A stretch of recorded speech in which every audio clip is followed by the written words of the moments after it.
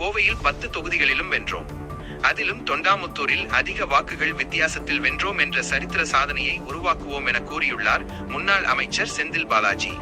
சட்டமன்ற தேர்தலை முன்னிட்டு குனியமுத்தூர் பகுதியில் தொண்டாமுத்தூர் சட்டமன்ற தொகுதிக்கான திமுக தேர்தல் அலுவலகத்தை செந்தில் பாலாஜி திறந்து வைத்தார்.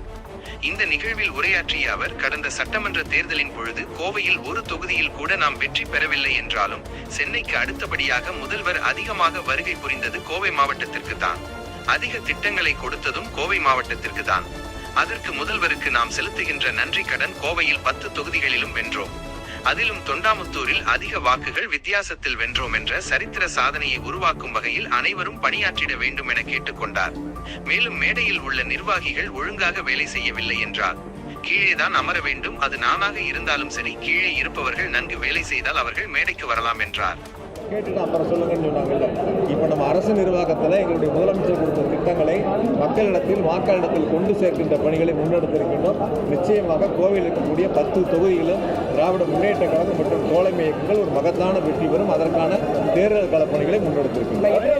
சார், யார் என்ன கொடுத்தாலும் இந்த தேர்தலை பொறுத்தவரை தமிழ்நாட்டு மக்கள் உறுதி செய்திருக்கின்றார்கள். தமிழ்நாட்டை மீண்டும் ஆளக்கூடிய முதலமைச்சர் மாண்பு தளபதி என்பதை உறுதி செய்திருக்கின்றார்கள். அந்த வகையில் கோவையில் இருக்கக்கூடிய 10 தொகுதிகளும் திராவிட முன்னேற்ற கழகம் தலைமையிலான கூட்டணி ஒரு மகத்தான வெற்றி வரும். அதனால எங்களுக்கு கவலை இல்லை, யார் என்ன கொடுத்தாலும் எங்களுக்கு கவலை இல்லை. நாங்கள் மக்களோடு இரண்டரை கலந்திருக்கிறோம். அரசினுடைய திட்டங்களை கொண்டு சேர்க்கிறோம். இந்த தொண்டாமுத்தூர் தொகுதியில் ஏறத்தாழ ஒரு 66,000 பேர் மகளிர் உரிமத்தொகை வாங்கக்கூடிய பயனாளிகள் இருக்காங்க. அப்போ அரசனுடைய திட்டங்கள் வீடு வாரியாக போயிருக்கு, ஒவ்வொரு இல்லத்துக்கும் போயிருக்கு. அதே போல் விடியல் பயணத்தில் மகளிர் பயனடைகிறாங்க, புதுமை பெண்ணில் பயனடைகிறாங்க, மாணவ செல்வங்கள் தமிழ் புதல்வனில் பயனடைகிறாங்க.